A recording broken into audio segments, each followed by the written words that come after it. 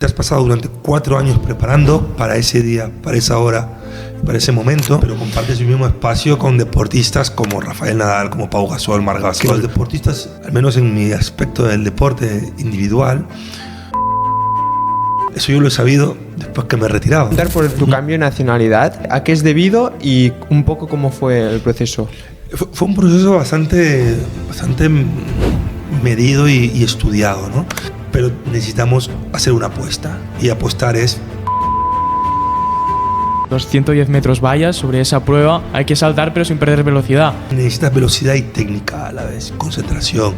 Nosotros le hacíamos mucha énfasis al final de la carrera, ¿no? Al que esa velocidad no decayera tanto, ¿no? Y llegar lejos de la valla era perjudicial para tu carrera. Nosotros separábamos la carrera, toda la separábamos. En un 110 metros con valla respirábamos 3 veces. Buah.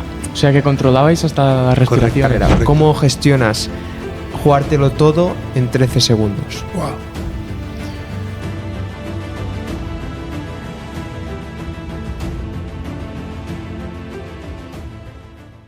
Compañeros y compañeras de Why Not Project. Bienvenidos al 16º episodio del canal, pero para los que todavía no habéis aterrizado en este canal, Sebas, ¿qué es este proyecto?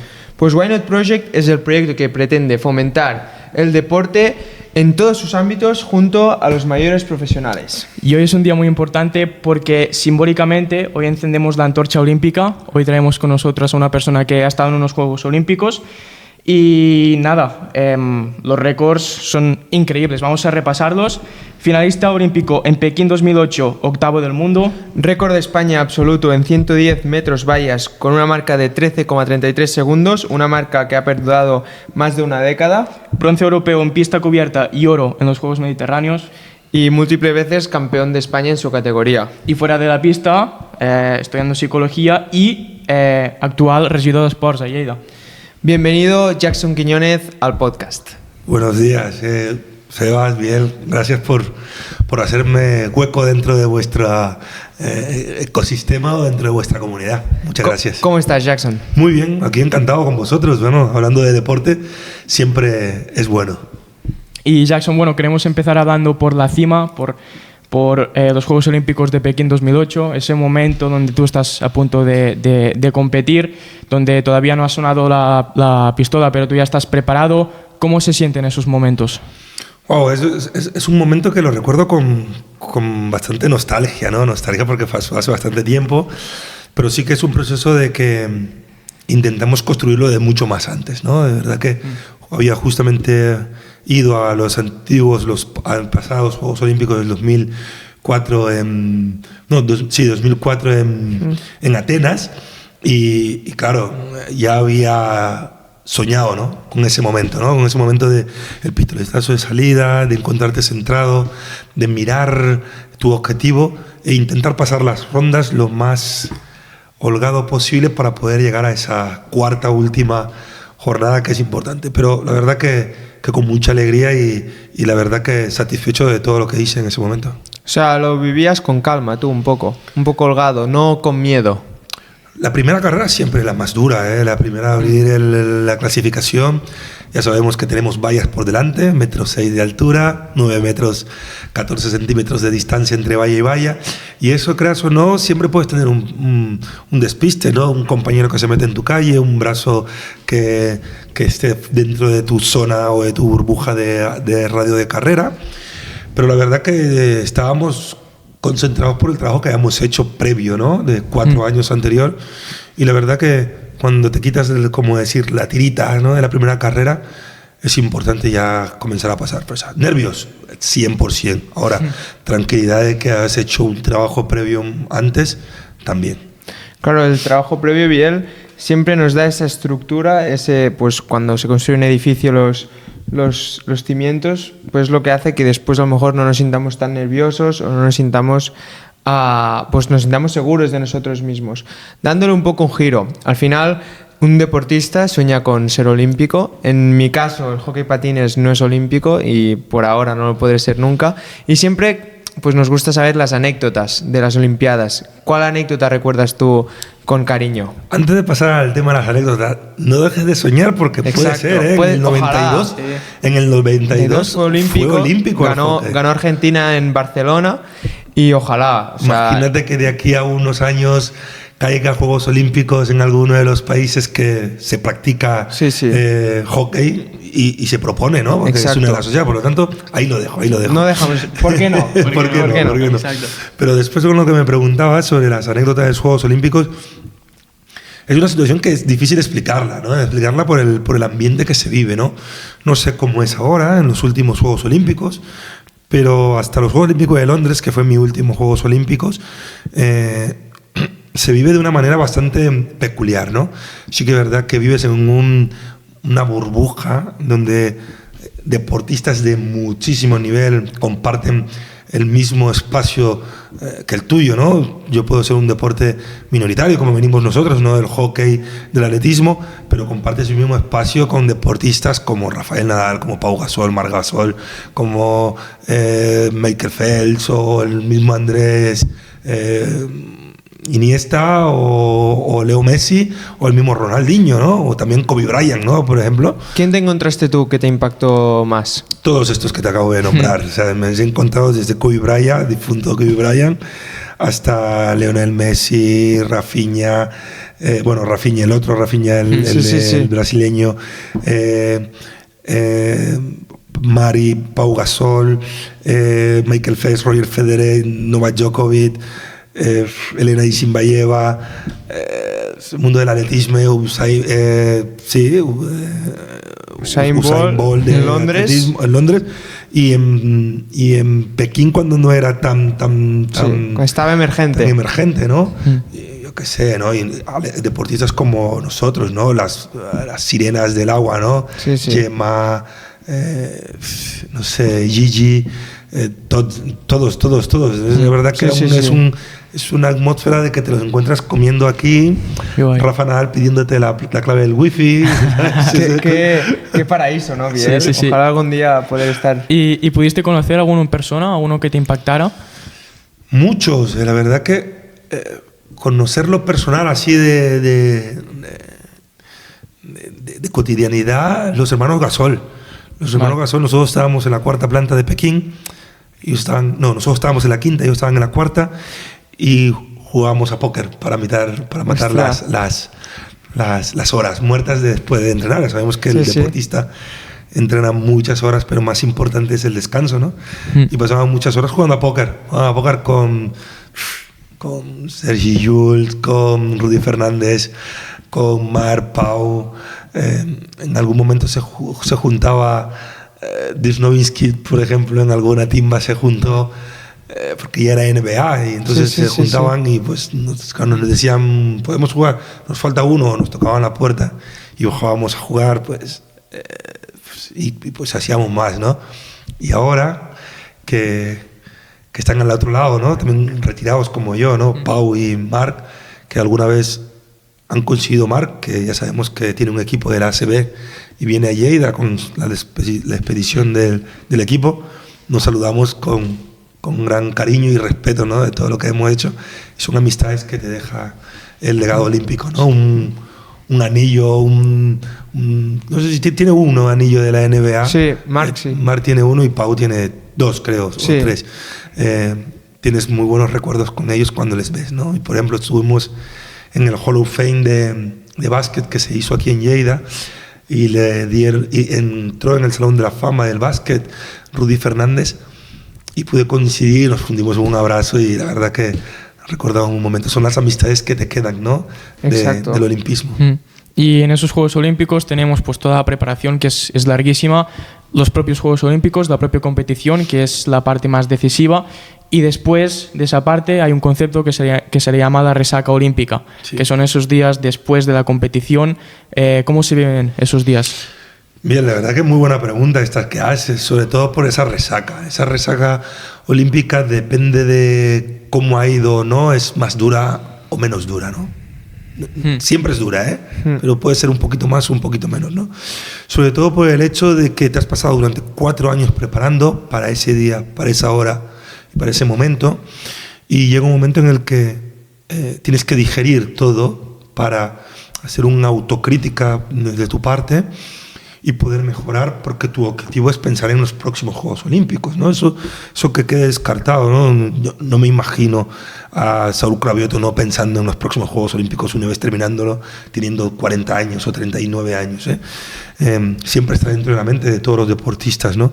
Pero es una resaca agridulce por el hecho de que no sabes si vas a estar dentro de la convocatoria, no sabes si estarás físicamente en condiciones de poder seguir luchando, y si ha sido mala, reunir a tu equipo y que sean capaces de decirte la realidad, ¿no? En qué fallaste, cómo fallaste y por qué fallaste, ¿no? Y buscar una solución. Y esa solución siempre está marcada por tú ser realista, ¿no? Y los deportistas vivimos en una burbuja que a veces nos cuesta aceptarla, ¿no? Los deportistas tenemos mucho ego, muchísimo ego, por el hecho de que necesitamos creernos continuamente que somos buenos, que somos los mejores, pero siempre necesitamos tener un momento de reflexión. Por lo tanto, es una muy buena pregunta esta que me acabas de hacer, y es importante rodearte con buena gente para que te pueda decir aquello. Y bueno, antes has comentado el ejemplo de Rafa Nadal, que lo has mencionado, entre otros muchos deportistas, y justo su entrenador, que es su tío, Tony Nadal, ha comentado en varios sitios que un deportista es importante, lo que tú has dicho, que acepte la realidad, y por otro lado que esté lo suficientemente decidido para cambiarla en caso de que las cosas no hayan salido bien, como hemos comentado. ¿Qué importancia le das a eso? Aceptar la realidad, pero también a estar decidido para cambiarla y para entrenar duro para ser mejor. Sí, los deportistas de alto rendimiento están, no digo en primera persona, pero tienen que estar en constante cambio. Por todo, ¿no? Por la técnica que va evolucionando, y cada vez va evolucionando muy, muy rápido. Después, para la manera de creer tú mismo de que eres capaz de poder cambiar situaciones adversas a lo que te ha ido mal, ¿no? Pero situaciones como cambiar de entrenador, cambiar de entorno, cambiar de situación, diferentes, todos los hemos hecho, y a veces también para valorar aquello que a veces te ha funcionado, pero tú necesitas tocarlo para saber que lo que estás haciendo no está tan mal, ¿no? Hay una cosa muy curiosa, que los deportistas, al menos en mi aspecto del deporte individual, nunca tenemos la culpa. Eso yo lo he sabido después que me he retirado, ¿no? Nunca tenemos la culpa. Siempre tiene la culpa el entorno, ¿no? Tu entrenador, la pista, la zapatilla, la ropa, mi manager. No sé. Y a veces tenemos que tener esta autocrítica de decir, puede ser que yo no me haya preparado bien, o puede ser que no me haya cuidado lo suficiente, o puede haberme cuidado más. Y a veces tenemos que tener esa autocrítica, ¿no? Y siempre cuando tenemos estos procesos de cambios, siempre intentamos cambiar nuestro entorno, que no digo que no sea positivo, pero a veces también debemos de hacer una autocrítica de cambiar nosotros, ¿no? De decir, no he sido bien porque no me he cuidado lo suficiente, o no he ido a la terapia, o no he ido al fisio, o no he ido a mi psicólogo, o no he trabajado la parte más técnica, o no he dedicado tiempo a esa parte invisible del entrenamiento, que es el descanso, ¿no? Y a veces tenemos que ser autocríticos. Yo lo he sabido después que me he retirado. Es una lástima no haberlo sabido antes, pero yo creo que la parte de todo el aprendizaje que te deja el atletismo o el deporte, en este caso. ¿Y cómo era tu entorno? Yo tenía un entorno muy positivo, la verdad, muy realista, muy de casa. Yo siempre lo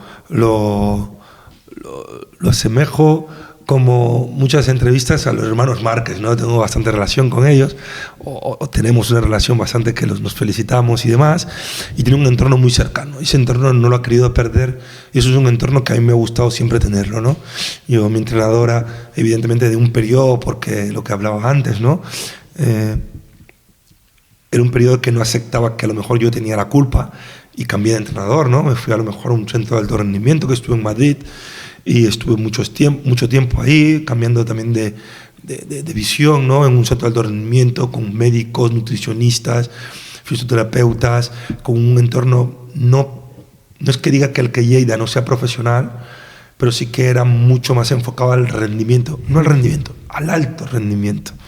Y eso era un entorno que cambié en una temporada, pero seguía teniendo también mis raíces, ¿no? Cuando quería venir a Lleida era como mi bomba de escapatoria, ¿no? Tenía mis amigos de toda la vida, iba a comer con ellos, iba a cenar, salía también un momento con ellos, practicaba otros deportes que también me venía bien para seguir con mi proceso de eso, pero siempre tenía a mi familia, ¿no? Mi entrenadora seguía teniendo contacto con ella, aunque no me entrenara, pero seguía teniendo contacto con ellos, y yo creo que ese entorno era muy bueno, ¿no?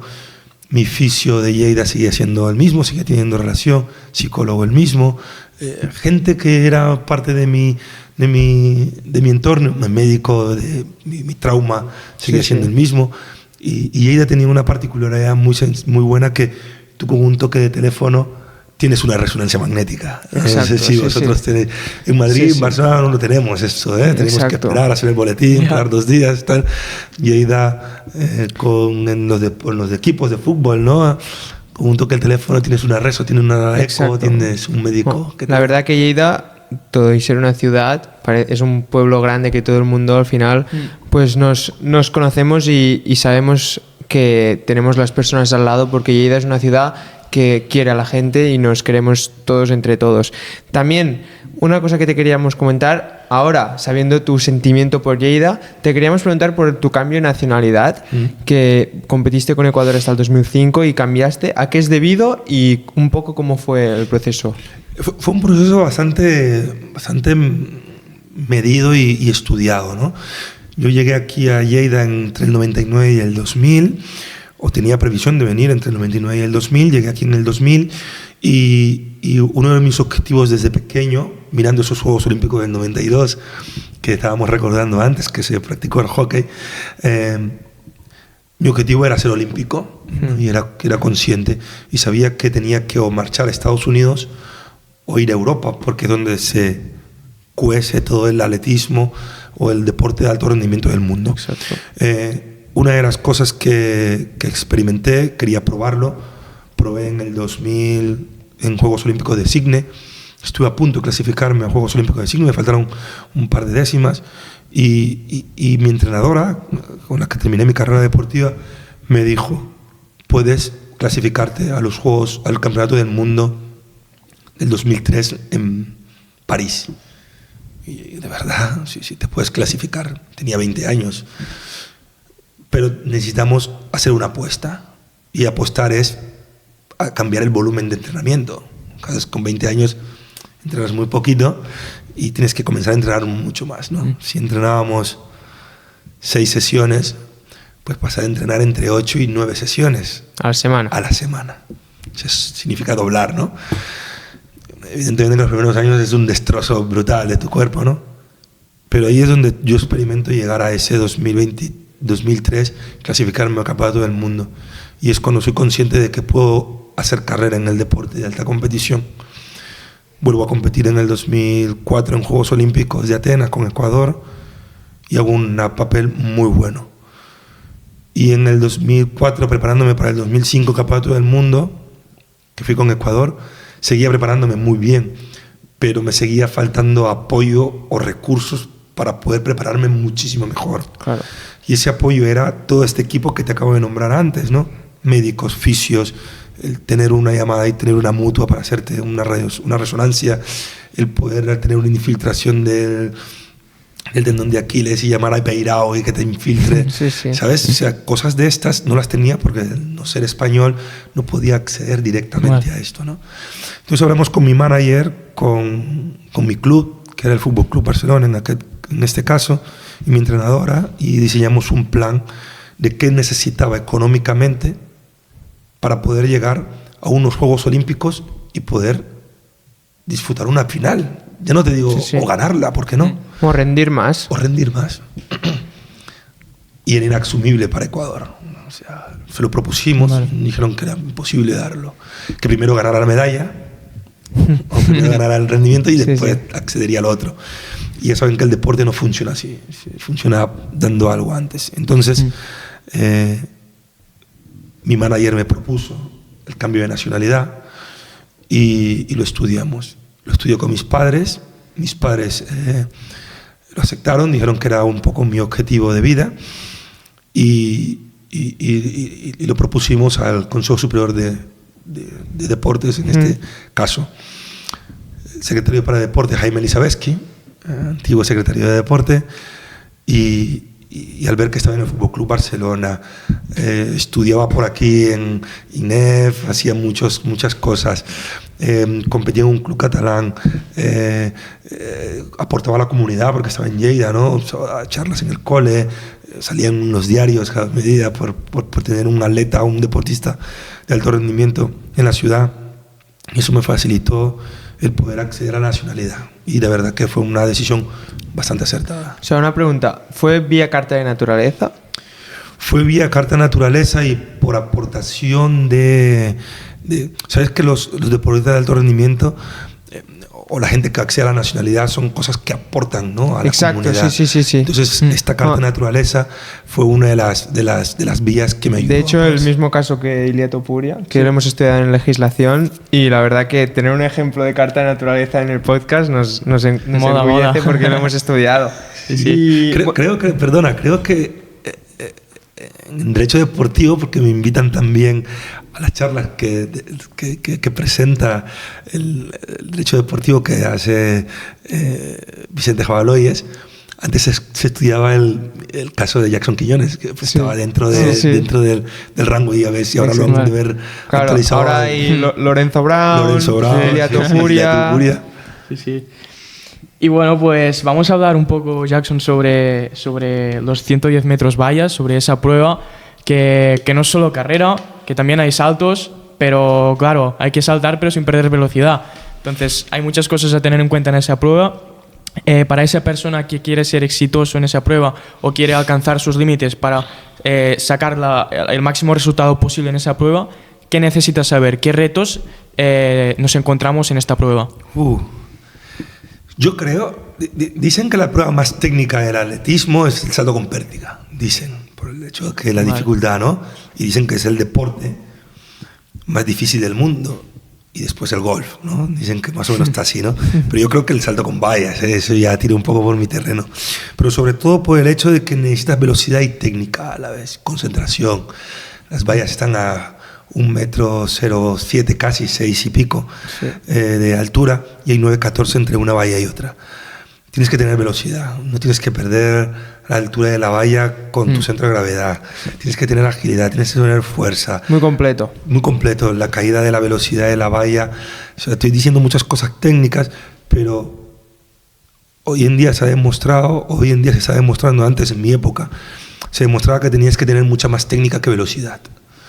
Ahora se está demostrando con la nueva mejora de las zapatillas que con velocidad puedes mejorar, no puedes tener una técnica tan pulida y esa caída de velocidad al final no decae tanto, entonces puedes mantenerla y continuar, ¿no? Una cosa muy técnica, ¿no? Tú sales con un pico de velocidad muy alto y a partir de la 7ª, 8ª valla cae mucho esa velocidad, y después caes y mantienes un poquito y terminas en meta, ¿no? Ahora se ve que no sales tan pico de velocidad tan alto, sino que sales más constante, y esa constancia la mantienes al final, y es gracias a las zapatillas, ¿no?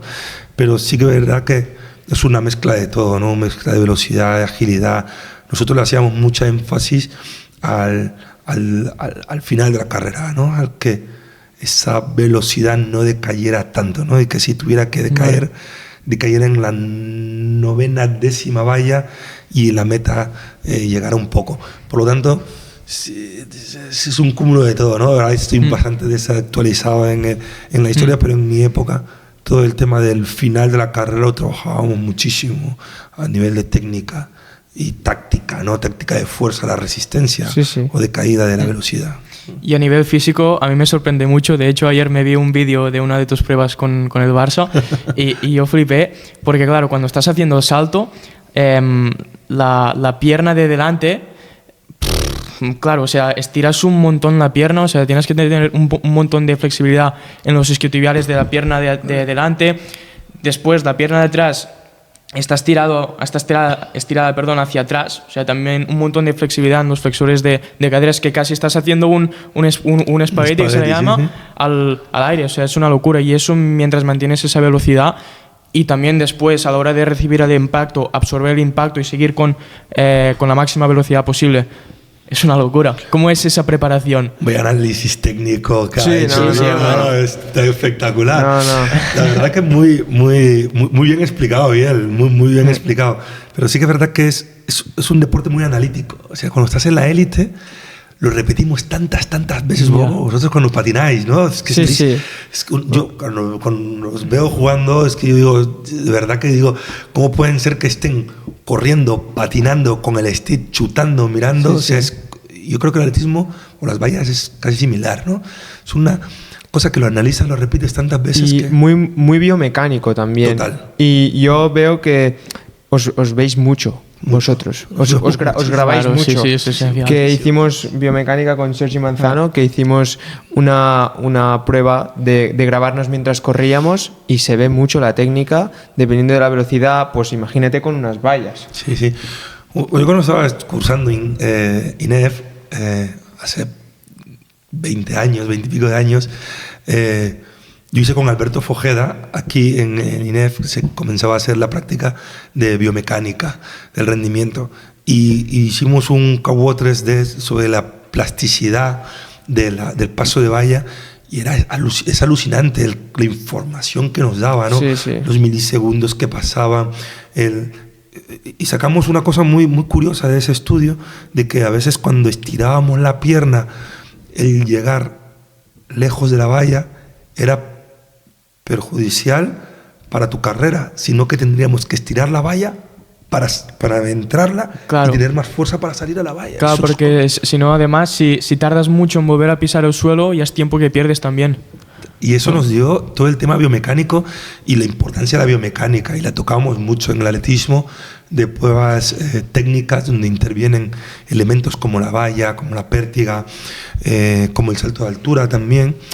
Trabajamos mucho la biomecánica, y no sé cuántos estudios de biomecánica hice en mi carrera deportiva, pero hice bastantes biomecánica. Y claro, supongo que tenías que, sobre todo en esa preparación para unos Juegos Olímpicos, tenías que afinar muy fino, y nosotros somos amantes de rendimiento y nos gustaría saber cómo era una semana tipo de entrenamientos cuando estabas preparándote para esos Juegos Olímpicos. Wow, vosotros que sois adictos al rendimiento y nosotros el atletismo, yo para poder asimilar tenía que saber el porqué de las cosas, y os recomiendo a la gente que nos ve y la gente que sigue a la gente del rendimiento, la mejor manera de un deportista sacar su mejor es saber el por qué lo está haciendo. Sí, y hay muchos estudios que lo certifican. El saber. Entonces yo necesitaba saber del por qué, ¿no? Entonces, a nivel de rendimiento, dependiendo de la época o no, cambiaba mucho, ¿no? Conocía etapas de carga de muchísimo volumen, me encontraba tosco, bruto, me encontraba con 10 kilos de más encima, con un índice de grasa corporal un poquito más grande. Era un día bastante duro y caótico, ¿no? Pero un día de los que a mí me gustaban eran de los que entrenaba entre unas 5 horas y media cada día, no llegaba a 6, repartido en 2 sesiones. Y por ejemplo, los lunes hacía una sesión se lo digo rápidamente, una sesión de series sin vallas. Los martes hacía una sesión de técnica por la mañana, mi entrenador y yo solos, grabando. Por la tarde de ese mismo día hacía pesas. Miércoles por la mañana hacía flexibilidad y temas de masajes. Miércoles por la tarde hacía todo el tema de series con vallas, y intentaba lo mismo el lunes pero con vallas. Jueves otra vez pesas, jueves por la tarde todo el tema de técnica, un poco de vallas. Viernes, sábado, domingo también doblaba y hacía todo el tema más de valla. Domingos hacía una cosa mucho más reducida, una cosa mucho más específica, situaciones reales de carrera. Entonces eran situaciones, tocaba mucha valla, tocaba mucho tema de recuperación entre medio de las sesiones, pero sobre todo trabajaba mucho tema del por qué lo hacía, ¿no? Y era lo que lo hacía. Una cosa muy interesante, Biel, no sé si te has fijado, pero nos ha comentado antes que para llegar a los Juegos Olímpicos su entrenador le hizo un plan para aumentar el volumen. Muchas veces el aumento de volumen se asocia con más series, más repeticiones, más kilos, más competiciones, pero nos ha dicho que el miércoles por la mañana que hacía flexibilidad y masaje. Integrar ese masaje, esa flexibilidad dentro de tu programa también es muy importante, porque el tiempo nos ha dicho que hace 5 horas, pero dentro de esas 5 horas integra la flexibilidad, que hay muchas veces que cometemos el error de, vale, tengo más horas de entreno, pues entreno más. No, también se tiene que pues tener en cuenta esa flexibilidad con entrenos que ha dicho Biel, o sea, con deportes donde el isquio te va casi a más de 90 grados en una valla. Y al final el cuerpo humano tiene un límite, no puedes hacer más, y como más hagas, más vas a mejorar. Y sobre todo, cuando más afinas y cuando más llegas a ese límite, el trabajo de flexibilidad, el trabajo de recuperación, el dormir bien, el comer bien, pues claro, todo eso cobra muchísima más importancia. Entonces tú, si aumentaste bastante ese volumen, también tuviste que aumentar tu calidad de vida en cuanto a la recuperación, en cuanto a sueño, en cuanto a alimentación. ¿Cómo fue ese cambio? ¿Cómo lo llevabas esto? Bueno, eso acabáis de dar un dato importantísimo, ¿no? Las horas de entrenamiento no solo son las horas que pasas en pista. Exacto. Las horas de entrenamiento son horas que pasas haciendo entrenamiento invisible, que nosotros le llamamos, ¿no? Y ese entrenamiento invisible es esta adaptación, ¿no? Esta adaptación a que tienes que comer, ya pasa a darle potestad o darle importancia a otras partes que a lo mejor las controlabas tú, como es el tema de la alimentación, como es el tema de la suplementación, el tema a lo mejor de prepararte para ir a entrenar. Yo creo que son cosas que a veces el deporte, como no estamos en pista, no le damos importancia. Si es que en plan, estamos perdiendo el tiempo aquí haciendo una sesión de yo qué sé, de visualización, ¿no? De carrera, ¿no? Y es muchísimo más importante que a lo mejor hacer un par de series más, ¿sabes? Ya. Y después, bueno, has dicho que hacíais muchos estudios biomecánicos. No sé si conoces a Francesc Corby. Sí, que fue profesor de biomecánica aquí en INEF, y en una de las clases que nos impartió nos comentó que en una prueba de atletismo, claro, no solo tienes que tener en cuenta el resultado final, que pueden ser, por ejemplo, pues 13 segundos. En una carrera, por ejemplo, los 110 metros vallas, claro, tú puedes tener muy buen resultado, pero también puedes tener tus debilidades. Es decir, quizá tienes una mala arrancada y después la corriges con una buena fase de velocidad máxima, quizá las primeras vallas las superas súper rápido, pero después vas más lento. O sea, él nos comentó que era importante separar por fases esa carrera para ver un poco más desde dentro, más fino, qué es lo que debes mejorar y qué es lo que vas mejor. ¿Vosotros lo hacíais esto? Muchísimo. Corby ya sabemos que es un enfermo de los datos, ¿sabes? De los datos. Y nosotros analizábamos todos. Nosotros separábamos la carrera, toda la separábamos. Salida, aproximación de la valla. Aproximación de la valla. Ya no decimos pasar la valla. Salida, pase de la valla. Vale. Una vez teníamos esto, de una valla a la siguiente valla. Ya nos olvidábamos de la aproximación y de la aproximación a la primera valla. Y así íbamos partiendo la carrera. Partíamos tanto la carrera que la partíamos en 60 metros y de 50, porque ya sabemos que hemos hecho la primera parte, de 50 a la meta. Partíamos la carrera que hacíamos última valla a meta. Lo partíamos todo y sacábamos datos muy importantes que era, nos reflejábamos, sabíamos cómo había ido bien una carrera o no, y era cuando éramos capaces de hacer en una carrera de 110 metros vallas el 45 o 53% de la carrera en bajo de un segundo el tramo de una valla a otra. Hay 9 metros y 14 centímetros, 9 metros y 14 centímetros entre una valla y otra, y nuestro objetivo era hacer menos de un segundo entre cada valla. Bueno. Imaginaos la locura, pero todos estos datos llegamos con los análisis biomecánicos. También hemos llegado a analizar en cuánto tiempo teníamos que hacer apnea, porque claro, son 110 metros vallas, 13 segundos. Entonces, corríamos desde la primera valla, es muy loco esto, desde la primera valla desde la salida hasta la primera valla, lo hacíamos en apnea, y desde la primera valla hasta la sexta valla, lo hacíamos en apnea. Desde la sexta valla a meta, en apnea. Hostia. En 3 pases de valla, en un 110 metros con valla, respirábamos 3 veces. Buah. O sea que controlabais hasta las respiraciones. Correcto. Y cuando te despistabas era porque a veces tocabas una valla, ya se te iba la carrera. Sí, sí. Son milisegundos que pensábamos, pero entonces ¿qué hacíamos? Intentar hacer apnea desde la salida hasta la cuarta, que también era otra opción.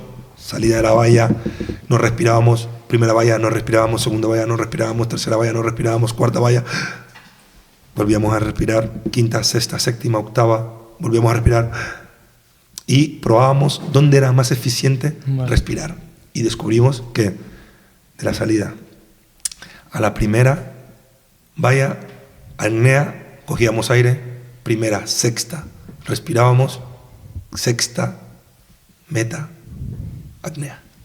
Bueno, tal y como la prueba era tan analítica y lo separábamos todo, también es muy importante cómo arrancamos esa prueba. Y antes de arrancar hay que tener una buena activación.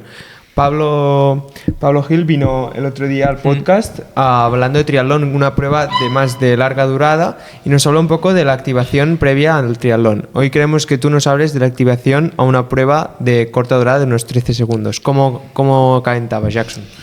Mira,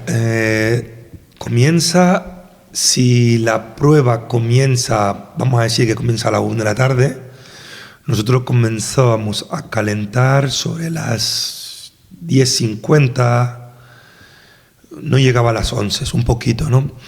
Comenzábamos a hacer una caminata por el tema de activar, un poquito centrar en lo que vamos a hacer, hacemos un repaso de todo lo que teníamos en la competición, si era una semifinal, si era una final, si repasábamos un poco los rivales, hacíamos un trabajo psicológico y ya esa parte la teníamos, hacíamos la verificación y hacíamos el check.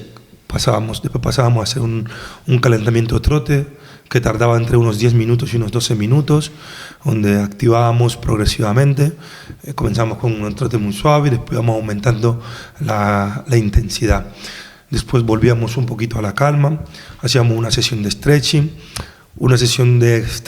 que primero lo hacíamos nosotros solos, buscando esos límites que nosotros controlábamos, que son los que vamos a controlar dentro de la carrera, y después pasábamos a un stretching un poco más forzado, un poco más allá, donde nosotros no podíamos llegar. Son estiramientos asistidos que le llamábamos nosotros. Entonces con el mismo oficio te hace llegar rangos de amplitud que nosotros utilizaremos dentro de la carrera y que normalmente no llegamos estirando nosotros solos.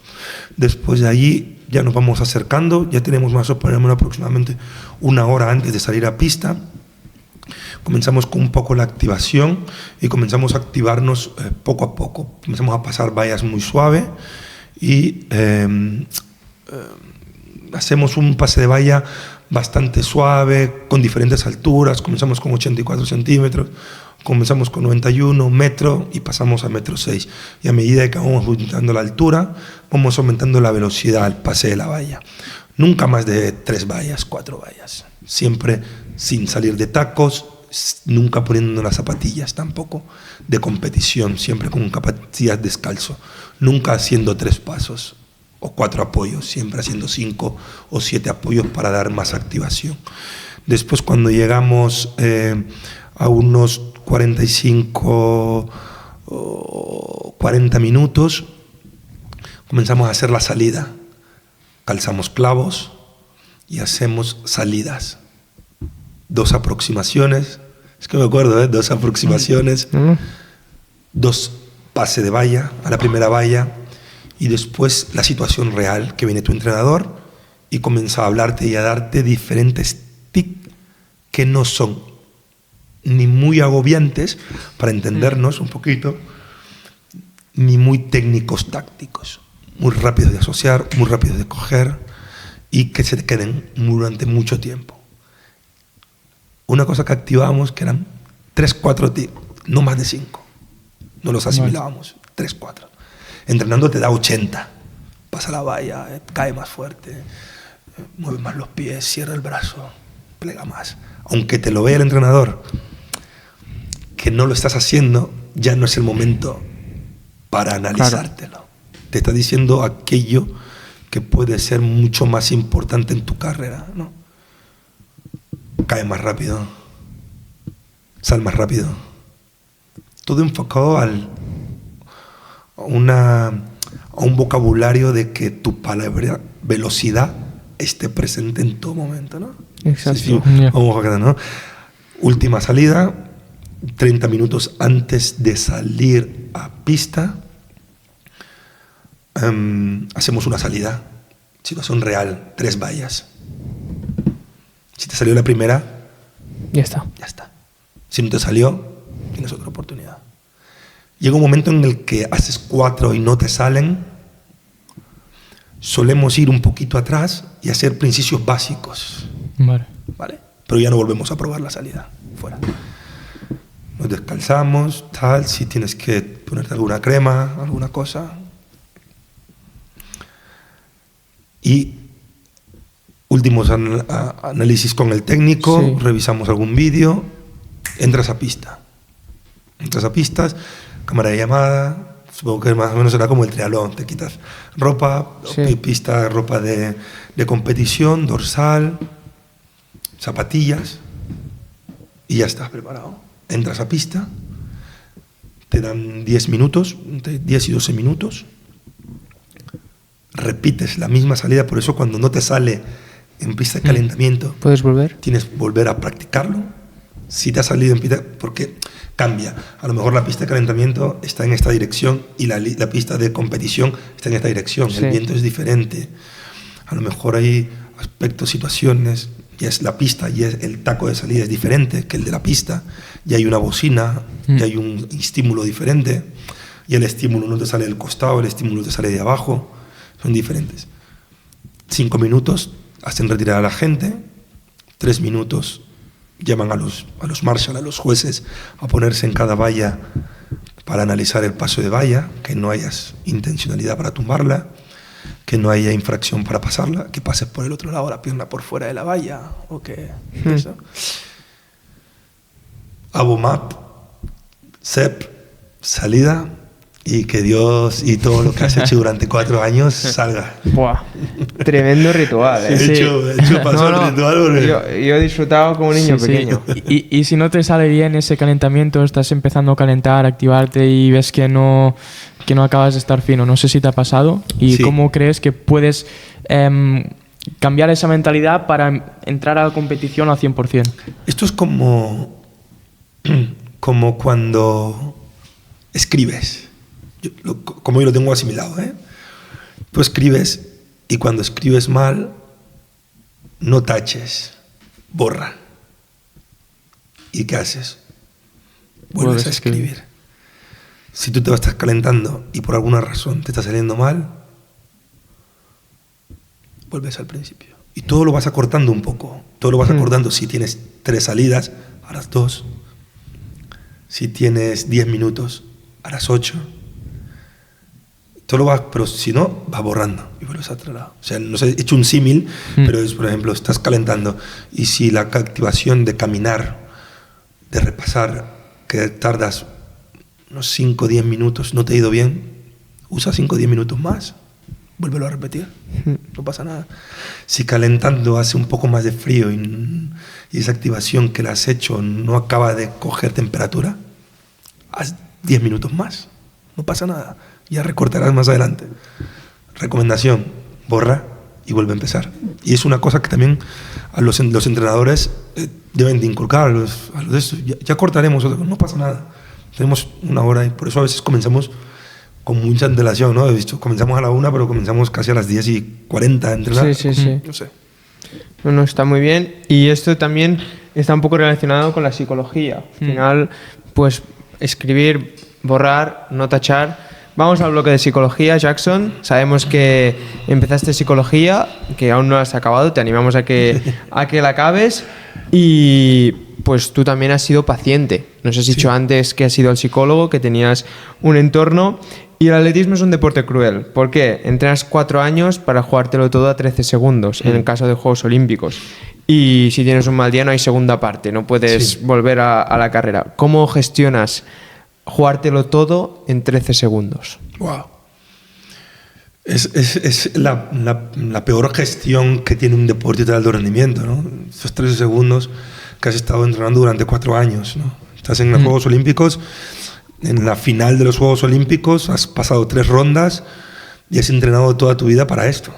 O sea, es eso, ¿no? Y psicológicamente se gestiona con mucha paciencia, con mucho trabajo previo, muchísimo trabajo previo. Yo he tenido la suerte de tener un entorno, y uno de los psicólogos que he tratado mucho y que me ha ayudado muchísimo ha sido Alex Gordillo. He trabajado muchos años con él y siempre he intentado no molestar, pero sí intentar depender poco del psicólogo, ¿no? He intentado siempre intentar que las herramientas que él me daba a mí me sirvieran para poder yo poder llevar a cabo todas las acciones que hago o que llevan una carrera de 110 metros con valla. Pero toda esta gestión que pasa a ser técnica, que os he explicado en el calentamiento, por ejemplo, es un trabajo previo psicológicamente. O sea, todo esto es a base de trabajo psicológico y es cosa de fallo-error también, ¿eh? De probarlo, equivocarte y volver a empezar. Y de ser que esto no te ha funcionado y al final lo utilizas como una mantra, como una tradición, lo utilizas como, yo sé, como un ritual, ¿no? Como cuando Rafa Nadal mueve las botellas, ¿no? O como Rafa Nadal necesita un estímulo, o Alcaraz, ¿no? Necesita un estímulo de su grada que le diga, vale, ya de hacer así y comienza a jugar de esta manera, ¿no? Son estímulos que nosotros vamos necesitando. Yo necesitaba a mi entrenadora que la última voz antes de escuchar el disparo sea la de ella, ¿no? Y era una cosa que la tenía metida en la cabeza, ¿no? Y son cositas que se trabajan y es importantísimo. Es un trabajo, para poder llegar a estructurar ese calentamiento necesitas un trabajo de muchísimas horas de psicología para poder estructurar psicológicamente ese calentamiento. Y ya no te digo para estructurar esos 13 segundos de carrera, ¿no? Sí. Las apneas, el paso de valla, el ritmo entre 0 segundos, bajo de 1 segundo entre una valla y otra, salir alto de la cadera. O sea, son cosas que necesitas estímulos para verlo. Y ya no te digo cuando te encuentras, eso lo hablamos en una situación donde todo es favorable. Viento de menos de 2 segundos en cola, la valla, no hay lluvia, hay sol, has calentado bien. Cuando la situación se pone adversa, el trabajo psicológico es mucho más fuerte, donde tienes que estar mucho más fuerte. No, yo qué sé. La superficie está resbalosa para todos. Sí. Ya. No solamente para mí. No puedo patinar bien, no podrán patinar todos. Está lloviendo para todos. Yo me voy a adaptar mejor que todos a la lluvia. ¿Sabes? Hace viento en contra. 2 segundos, 2 metros por segundo. Está siendo viento para todos. Yo me voy a adaptar mejor que todos. O sea, son trabajos psicológicos que tú tienes que darle la vuelta, pero es un trabajo muy fuerte de psicológico previo. Y simplificar las cosas, ¿no? Porque, por ejemplo, ahora que has comentado esto, me he acordado que en el episodio 3 vino Marc Bonilla, fisio del equipo de Sebas, y nos dijo que, por ejemplo, pues una persona que se ha lesionado de gravedad, como puede ser un cruzado, por ejemplo, pues claro, eso a nivel mental pues afecta a los deportistas, y además hoy en día que hay muchísimas de este tipo. Y él decía que un paciente que patía esta lesión, por ejemplo, lo primero que hacía es simplificar las cosas, es decir, solo estás lesionado, podría ser mucho peor, ¿no? ¿Qué importancia le das a eso? Wow, es que eso es básico, ¿no? O sea, no podemos empezar a correr si no sabemos caminar. O sea, es básico, es esto. O sea, tú quieres seguir jugando, vamos a recuperarnos el cruzado. Sí. Ya está. O sea, ¿quieres competir? No pienses, no, es que me he lesionado el cruzado y no podré jugar el próximo partido y no podré ir a los campeonatos y tal. Habrán más campeonatos, habrán más competiciones, habrán más Final Four, habrán más Juegos Olímpicos, pero primero tienes que comenzar a curarte o a recuperarte. Entonces tenemos que comenzar siempre por el principio básico. Sí que es verdad que cuando estamos en la élite, siempre intentamos a magnificarlo todo, ¿no? Y siempre tenemos un calendario que si todo va bien, lo normal es ir quemando etapas, ¿no? Pero sí que es verdad que cuando llegamos ahí, ¡pum! Es lo que decía, no hemos lesionado, ¿qué tenemos que hacer? Borrar y comenzar de nuevo, punto. Pero ¿qué es lo que pasa cuando nos lesionamos? Que cuando nos lesionamos es por varios factores. Es porque estás tocando el 110% y a mí me gratifica, porque significa de que estoy empujando el techo de mi 100% y cuando lo tocas te rompes. Sí, sí, sí. Y dices, bueno, memoria, sé lo que he hecho sé lo que ha pasado para lesionarme, bajo, me recupero y ya sé cuál está mi 100%. Eso es una manera positiva de coger una lesión. Sí, sí. Imagínate cómo lo miras. Pero hay lesiones por diferentes típicos. No has dormido bien, que ya sabes, subsanas, o sea, pones una mejora y dices, ya sé que me he lesionado porque no he descansado, no he comido, no me he suplementado. Sí, sí. Y yo quería rescatar, siguiendo el bloque de psicología, que es muy amplio, y estamos hablando de muchas cosas, en una entrevista después de los Juegos de Pekín, que ya fue en el 2009, dijiste, mentalmente no estoy recuperado, haciendo referencia a los Juegos estos, que estuviste en la final. Y queríamos saber qué significa este mentalmente no estoy recuperado. ¿Significa que no tengo motivación? ¿Aún estoy viviendo en los Juegos Olímpicos y no me he recuperado de esa nube que se vive, de la resaca olímpica que antes hablábamos? ¿No estoy recuperado porque ya he llegado a la final y no tengo motivación, ya estoy en mi techo? ¿Por qué era esa...? Esto en Pekín. Exacto. En Pekín. Fue en 2009, después de Pekín. En una competición en el 2009. No, o sea, hiciste una entrevista en 2009. Ajá. Y dijiste, mentalmente no estoy recuperado, haciendo referencia a Pekín. Correcto. Esto... Normalmente el estrés físico y mental que un deportista sufre construyendo un ciclo olímpico, además en deporte individual, deporte de equipos siempre tienen más retos, es muy agotador a nivel mental, ¿no? Habíamos preparado muchísimos Juegos Olímpicos, muchísimos. O sea, esos Juegos Olímpicos, no sé si fui el 25 o el 35 del mundo en ese momento y salí el 7º del mundo en esa competición. Sí, sí. Entonces, son situaciones que te desgastan mucho y terminas de un verano que lo terminas en septiembre y comienzas ya a preparar la pista cubierta. Creo que había sido campeón de España de pista cubierta, de pista de indoor y ya estaba comenzando a hacer aire libre. Y tanto que me recuerdo que no me clasifiqué al campeonato del mundo de Daewoo, y no me había clasificado, y era porque no estaba preparado física y mentalmente para esa competición. Pero el desgaste es tanto, pero ya no es el desgaste físico, sino por todo lo que renuncias también, ¿no? O sea, familia, amigos, estás aislado, estás metido dentro de una burbuja, esa burbuja de repente se rompe, estás fuera, estás expuesto, no sabes cómo acudir. El proceso a los próximos Juegos Olímpicos es muy largo.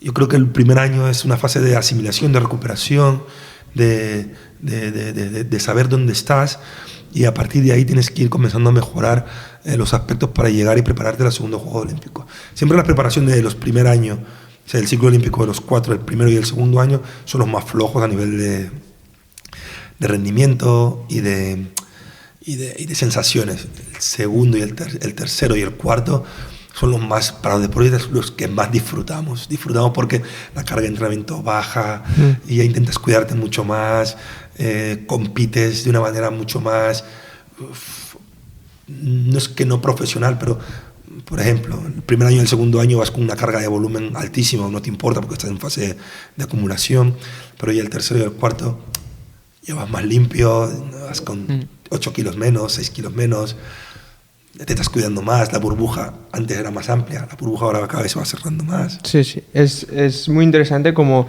el ATR, que hemos hablado mucho, ellos lo extrapolan a años, que nosotros es en un año, en deportes colectivos, pues pretemporada, fase de acumulación, transición, etc. Pero vosotros, claro, en un ciclo olímpico de 4 años, es mucho más margen para prepararte. Nosotros también lo hacemos, en los diferentes años, pero con diferentes intensidades. Exacto. En diferentes años. Hay intensidades que, por ejemplo, no te digo años, ¿no? Por ejemplo, nosotros al principio de temporada, al principio del ciclo olímpico, podemos hacer 25, 27 competiciones al año tranquilamente, entre indoor y outdoor. Pero ya cuando te acercas a Juegos Olímpicos, tú quieres llegar fresco a la final. Sí, ya sí. no haces 27 a cada año. 16, 14, 15, 12. Hay gente que hace 8 en un año. Campeonato de España, Campeonato de Europa, ya llevas 2. Una competición de algún compromiso de patrocinio, la tercera. Campeonato de España de alto. Y en mi época corres 4 carreras para llegar a la final. O sea, 3 carreras para correr la final. Es que tú las tienes que contar. Entonces, Claro. Es que no es cada competición, es cada carrera. Claro, yo soy un campeonato de Europa. Hit, eliminatoria, semifinal y la final. Después se ha ido reduciendo porque los atletas, entonces como los senderistas, ¿no? Sí, sí. Que se van quejando de que el circuito ese es muy apretado. Al final los atletas nos terminamos quejando diciendo hacer una clasificación. Porque a lo mejor tú te ponías a correr con alguien que tenía, con todos mis respetos, ¿no? Sí, sí. Te ponías a correr, que tú eras un atleta de 13 segundos y te ponías a correr con atletas de 15 y 16 segundos. Es Entonces, como claro, en el golf que hay el handicap, pues que igual en estos deportes. y se terminó haciendo esto. Atletas que teníamos unos niveles de atletas, ya corríamos la tercera, Claro. la segunda, la tercera y la última carrera. Te saltaban. Nos saltábamos una, entonces ya. Exacto. Y retomando el tema de la presión, es evidente que en todos los deportistas que conocemos, antes de una prueba de este tipo o antes de la competición, pues existen los nervios. ¿Qué pasa? Que hay, o la presión. ¿Qué pasa? Que hay gente que usa esa presión a su favor y que esa presión le ayuda a competir mejor y a estar más alerta y sacar su máximo rendimiento. Y después hay otros deportistas que quizá esa presión le hace pasar una mala pasada. Y eso hace que después en la competición pues no acaben de mostrar su potencial. ¿Cómo podemos hacer que ese deportista que no puede sacar su potencial por esa presión o por esos nervios pueda llevar esa presión a su favor para así mostrar su máximo rendimiento? Como atleta o deportista veterano, ya retirado, Sí. puedo decir que he probado las dos vertientes, ¿no? Y utilizar la presión para un momento clave funciona bastante, funciona mucho. Utilizarla siempre es muy agotador. No sé si me estoy explicando. Sí, sí, o sea, sí. tú puedes utilizar en un momento adecuado, te dicen algo y dirás, ya verás, hoy la voy a petar. Y lo terminas petando seguro. Pero al siguiente partido o al siguiente actividad o al siguiente competición te pueden decir lo mismo. A lo mejor te puede salir bien, pero ya vas tocando un poquito de larguero. Y a la tercera, ya te digo yo, pero menos yo lo he probado, no termina funcionando. De la otra manera es ser un poco más constante, ser consciente tú de lo que eres capaz de hacer. Yo siempre hago un símil de la presión,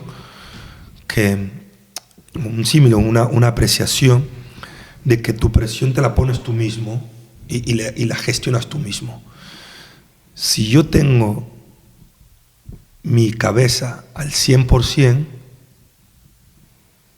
haré que si mi cuerpo está al 50%, suba al 100%, porque yo la voy a arrastrar.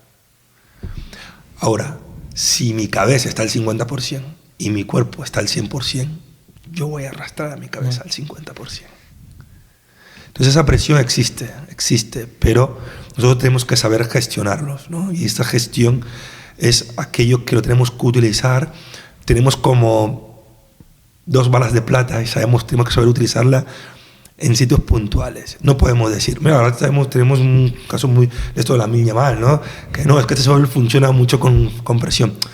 Funcionará un palo 3 de partido 4, si me pones, pero toda su carrera deportiva, tiene 17 años, Sí, sí. no va a poder aguantarla con la presión de que estén diciendo que eres malo, que te griten en la cancha, negro, moro, lo que sea, ¿no?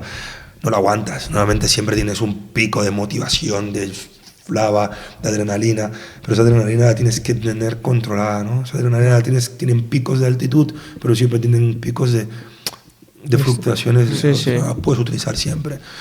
Que te digan negro la puedes utilizar que te digan moro, que eres malo, que ya estás viejo, que tal, la puedes utilizar en un momento. Ya. Si te dicen viejo cada vez que vas a la pista, tú dices lo utilicé la semana pasada, no puedo utilizarlo siempre. Entonces tienes que mejores, pum, me dicen, tranquilo, yo he trabajado, estoy al 100%, sé que no estoy a tope, pero voy a arrastrar mi cabeza arriba y voy a navegar en que eso vaya bien. Y a veces es obvio que no siempre podemos estar al 100%, pero yo creo que se trata de, si un día estoy al 50%, pues dar el 100% de ese 50% y tener eso como criterio de éxito, ¿no? ¿Cómo lo ves esto?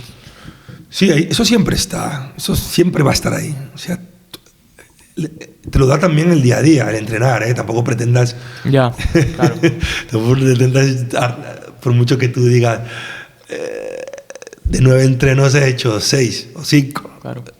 Y estoy a tope de 100%. La realidad es la realidad. O sea, vamos a partir nuevamente por la realidad. La realidad es que tienes que haber cumplido un planning.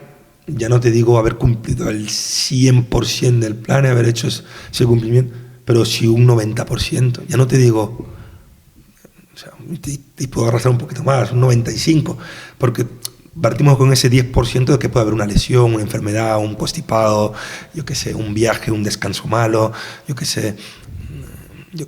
Siempre barajamos con, pero el 90% del planning en un deporte de alto rendimiento, sí tienes que cumplirlo. Si no, no eres deportista de alto rendimiento. Exacto. Ahora, tú cumples el 70%, llegarás, pero taparás. Cumplirás, llegarás allá a la pista y cumplirás. Ahora, no esperes correr en 13 segundos o acercarte a 13:33. Correrás 14, si tus otros compañeros 14, llegarás y tal. Pero necesitas cumplir el 90% de tu plan, el 90%.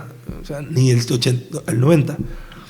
Y te das ese 10% de margen por si pasa algo. Bueno, era como yo me lo gestionaba, como lo gestionaba mi equipo. Muy bien, está muy bien. Está claro que como mejores la preparación, antes lo hablábamos, que mejor es esa satisfacción, pero además yo creo que cuanto mejor es el trabajo que has hecho, mayor es esa confianza en ti mismo para afrontar el reto que tienes delante. Total. Sí, que si vas, que dices, lo he hecho todo. Me han marcado este tiempo en entrenamientos, lo he hecho. Me han marcado este volumen en el gimnasio, check. Las competiciones tenía que hacer esta marca en esta competición, esta marca en esta competición, check. El resultado está clarísimo. Sí. Es que vas tú. No, es que sales por la pista con el pecho y cuentas. Sí. ¿Cuánto tiene este? 13 tanto. ¿Cuánto tiene este? 13 tanto. ¿Cuánto tiene este? 13 tanto. Y mi planning, ¿cuánto tengo que hacer? 13 tanto. Hoy gano. Matemática pura. Antes hemos mencionado a Ilia Topuria. Ilia Topuria lo dice, la victoria es inevitable. ¿Por qué? Porque el trabajo está ahí. Sí. Es que porque el trabajo está ahí. Es tal cual. Sí. Bueno, Jackson, vamos a pasar a una pregunta off topic. Y porque es que se nos está yendo de tiempo, podemos estar aquí hablando y hablando. Es muy interesante. Ahí. Exacto. Tú, aparte de deportista, ahora estás en el despacho como regidor. Y bueno, queríamos preguntarte un poco cómo es el día a día de un gestor deportivo, porque vamos a cursar la asignatura de gestión deportiva. Y queríamos saber, así resumidamente, qué hace un gestor deportivo y cómo es su día a día. Wow, es un día totalmente diferente que el del atletismo. Me gustaba más el del atletismo que el de la gestión deportiva, pero bueno, ya sabes que el atletismo no te dura toda la vida, ¿no? Y al final ya el atletismo estaba sufriendo mucho por el desgaste físico, ¿no? Pero a nivel de gestión deportiva, lo primero que yo recalcaría es la gestión del personal. La persona del personal que te rodea, ¿no? Yo tengo la suerte de que estoy en la regiduría de Sports del Ayuntamiento de Lleida y de otras regidurías de salud y de cooperación internacional, pero sí que es verdad que a nivel deportivo necesitaba tener un equipo que primeramente me acompañara a lo mejor a esta visión que yo tengo del deporte o de la ciudad, ¿no? Y yo creo que eso era lo primordial, ¿no? Intentar ser capaz de transmitirles a ellos un poco cuál era mi visión, cuál era mi enfoque hacia la visión del deporte. Eso como punto número 1. Como punto número 2, el tener la relación cercana con el usuario, que aquí al cabo son las entidades deportivas las que promueven el deporte de la ciudad. Era muy importante. Yo como deportista era fácil, ¿no? Por el hecho de que yo estaba con ellos, yo era un usuario más. Y era ir a ver qué le necesitan, a ver qué puedo solucionar para ellos, qué puedo ayudar. A veces la administración pública es más difícil porque va mucho más lenta que la privada. La privada a lo mejor es mucho más rápida, ¿no? Trabajar en un Fútbol Club Barcelona gestionando es rapidísimo, ¿no? Pasa con una locomotora y hay mucho dinero, ¿no? La administración pública es más lenta, ¿no? Todos los procesos de verificación, chequeo, fiscalizaciones son muy estrictas por el tema de transparencia. Entonces hace que tu rueda, en vez de ir como una pisonadera, vaya como una rueda de... En vez de ir como una rueda de hámster, va como una rueda de camión ¿no? Más lenta. Eso era la segunda parte, ¿no? O la tercera, ¿no? De estar al día a día con el usuario. Y después una última parte que la hemos puesto, porque una vez que tú puedes estudiar o puedes formarte a nivel de gestión, pero a lo mejor la pones a lo último, son los equipamientos. O sea, las materias primas, el cómo desarrollas una actividad deportiva, ¿no? El yo poder dar un parqué a una entidad deportiva que patine, mejorará su rendimiento deportivo. Y eso es vamos, inasumible. Y eso es una cosa que lo hemos ido aprendiendo a medida de que hemos estado en este trabajo, que llevamos 2 años y medio, en la gestión directa, y lo hemos puesto adelante, ¿no? Lo hemos puesto casi a nivel del personal, a nivel de los usuarios, ¿no? De que los equipamientos deportivos tienen que estar adelante, ¿no? Invertir más, porque el que tú estés con una luz buena, que no haga sombra a la pelota, hará que tú mejores al tercer día. Tú no tendrás que adaptarte a la antigua luz que era malísima. Ahora la nueva luz se te adaptará, tu juego mejorará. Todo esto ayuda a mejorar. Ya no digo el deporte de rendimiento, que mejora exponencialmente, pero ayuda a profesionalizar y a darle más empaque y valor al deporte formativo, ¿no? Imagínate que un enano haga una práctica deportiva en un campo de fútbol de hierba artificial recién cambiado. Ya, estamos intentando cambiarlos todos, ¿no? Es verdad que nos cuesta mucho dinero y nos cuesta cambiarlo, ¿no? Entonces somos eso, ¿no? Entonces yo creo que el día a día es frenético, hay mucha gestión de personal. Después tenemos otra parte que no se ve, pero es una parte muy importante, ¿no? El personal que atiende al usuario, el mantenedor, ¿no? El que vaya, el que le dice cuando el usuario necesita. Cuando digo el usuario es el deportista, ¿eh? Sí. Es el que va y dice, necesito que me pongas más luz, que esté predispuesto, necesito que me limpie la pista, que esté predispuesto. Y eso, desde la regiduría, los que estamos arriba, necesitamos de alguna manera darles herramientas. Cuando digo herramientas es empoderarles a él también, ¿no? No solamente el empoderamiento es en las mujeres, sino también en los hombres, para que ellos puedan tener la capacidad, la formación, los recursos para poder llevar a cabo todo aquello que se les pide a nivel deportivo, ¿no? Entonces son muchas cosas y ya no te digo, como decimos aquí en Lleida, los bolets, ¿no? Las setas que van saliendo de problemas que tienes que ir arreglándolas en función de las necesidades que tiene la ciudad, ¿no? Es una gestión que es divertida, la verdad que al principio no la disfrutaba mucho, pero sí que es verdad que ahora la estoy disfrutando más que nunca, podría decirlo, ¿no? Y supongo que es el que me estoy también posicionando. Ya sé cómo funciona la administración, ya sé cómo funcionan los tiempos, ya sé que una licitación tarda un determinado tiempo, ya sé cómo tienen que ser los informes, los convenios, a nivel jurídico, a nivel legal, a nivel de exposición. Son muchas cosas técnicas, pero son muchas cosas que la administración te lo da el día a día, también te lo aprendes a medida de que va pasando, pero son cosas que vas tocando con no tanta profundidad, pero el día a día te ayuda a aterrizar, ¿no? Y además, últimamente estoy viendo que están habiendo bastantes cambios para la mejora de las instalaciones aquí en Lleida, las instalaciones deportivas, que de hecho vi un vídeo tuyo promocionando o explicando pues todos los cambios que se están haciendo. Y también vi que, por ejemplo, en el Centro de Alto Rendimiento de Sant Cugat también se está apostando por nueva tecnología, creo, si no me equivoco. No sé, me da la sensación de que se está apostando por el deporte en este país. Sí, mira, eso es una de las cosas. Este vídeo que acabas de mencionar es un vídeo que que a mí me emociona mucho. Y yo creo que el tono era de alegría, ¿no? De poder tener recursos. Conmigo recursos es dinero, y poder tener prioridad y hacerle...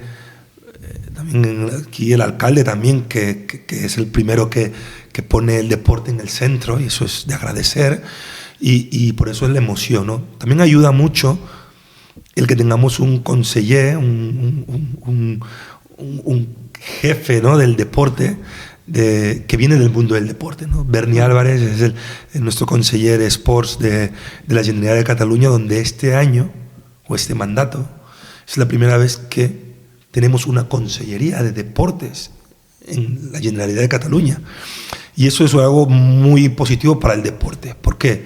Porque ya nos podemos sentar en la misma mesa que otros ministerios, que otras consellerías. Nos sentamos con educación, con seguridad, nos sentamos... Antes no. Claro, se han dado poder ahora. Poder, o sea, más que poder es también el decir, el deporte está aquí, y tenemos lo que decir, y tenemos voz en el Parlamento, y eso es importantísimo, y todo el deporte de esta ciudad lo estamos celebrando, y eso es una cosa, que tenemos la ayuda de que cada vez que alzamos el teléfono y pedimos de alguna manera o transmitimos las necesidades, yo creo que es más de pedir, transmitir las necesidades. Y este mismo feedback que estamos teniendo ahora, que venimos del mundo del deporte, que es muy fácil hablar, la tenemos con él. Y eso es positivo. Entonces, hablamos el mismo dialecto, el mismo idioma. O a mí me gusta saberlo, ahora que estamos en un podcast, estamos en la misma frecuencia, ¿no? En la misma frecuencia. Y cuando hablamos es que no nos hace falta terminar de hablar, porque ya Jackson te ha entendido a la primera, que me has dicho. Y entonces eso nos hace que podamos hacer muchas más inversiones, que podamos poner el deporte en el centro, y que la actividad deportiva vaya mejorando. No es un proceso que vaya a cambiar de hoy a mañana. Es un proceso que tiene mucho tiempo para mejorar, y que esperamos que en el momento en el que ya no esté yo en este proceso de gestión, podamos... otras personas que vengan puedan gestionarlo con una manera mucho más fácil, o que los deportistas, los problemas sean otros, ¿no? Psicológico, que no tampoco, pero sean problemas menos palpables, como que si no hay luz en un equipamiento, como que si cae una gotera, que es un problema, o como que si el parqué no está en condiciones para hacer una buena práctica deportiva. Exacto. Y bueno, vamos a pasar al Why Not Test, pero antes... recordar seguirnos en nuestras redes sociales, seguir a Jackson, que está activo en Instagram, y activar la campanita en el caso que nos estéis viendo por YouTube. Y bien, pasamos al Why Not Test después de esta larga ronda de preguntas-respuestas con Jackson. ¿Qué es el Why Not Test? El Why Not Test es un test rápido de 10 preguntas con respuesta rápida, donde tendrás que responder en una palabra más o menos, y lo vamos a cronometrar. Tenemos un ranking de los invitados que han venido, y ya verás, te lo vas a pasar bien. Vale. El primero es Héctor Gaspar con 28 segundos, creo. 28. O sea que es mucho, pero la media está en unos 32 segundos 32. Habitualmente. Sí. Vale. Y después siempre comentamos lo de Antirécord, que es Enric Conesa. Que aquí tenemos la camiseta que nos llevó de Lleida, que lo hizo con 1 minuto porque se enrolló bastante. Vale. Pero bueno, claro, vamos. Porque la calidad de las respuestas también nos... También la premiamos. Soy capaz de estar en el ranking. A ver. Venga. ¿Preparado, Jackson? Venga. 3, 2, 1. Comida favorita. Caracoles. Carrera que repetirías. Pekín. Medalla que recuerdo con más cariño. Birmingham 2007-8, creo. Canción para motivarme.